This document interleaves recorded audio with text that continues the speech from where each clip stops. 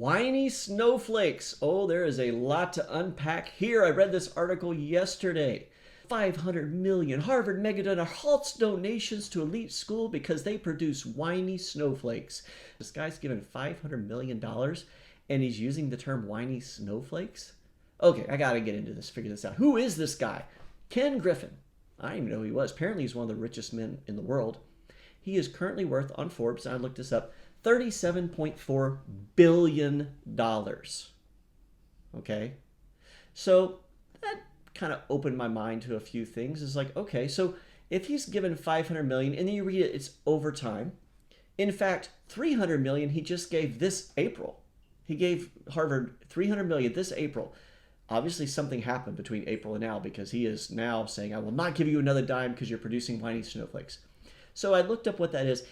The 500 million is about 1.35% of his net worth. So I did some quick searching, and median is about $250,000. Okay, so I calculated that up. That would mean that you have paid your alma mater $3,378.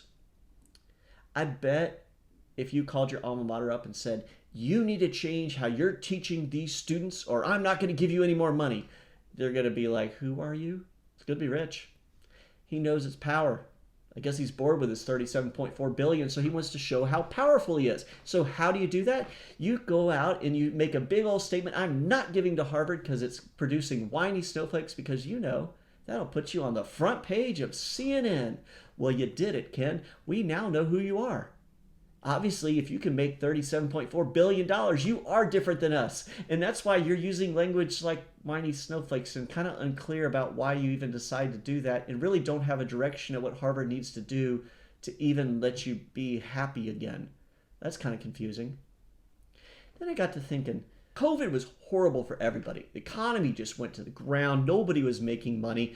Although there is a big shift, right? The billionaires kind of got more. So I was curious, what happened to old Ken here during COVID? So I looked up his net worth, and you can see this on Forbes. Go to it. So in 2019, he was worth $11.7 billion. Okay. In 2020, he was worth $12.1 billion. All right. 2021, now we're in this COVID years, right? So this is probably where it impacts, and we can see a shift here, right? 16 billion. Let's see what happens in 2022. 27.2 billion. What? 2023, 35 billion. And then they even have a real-time calculator on Forbes that says $37.4 billion.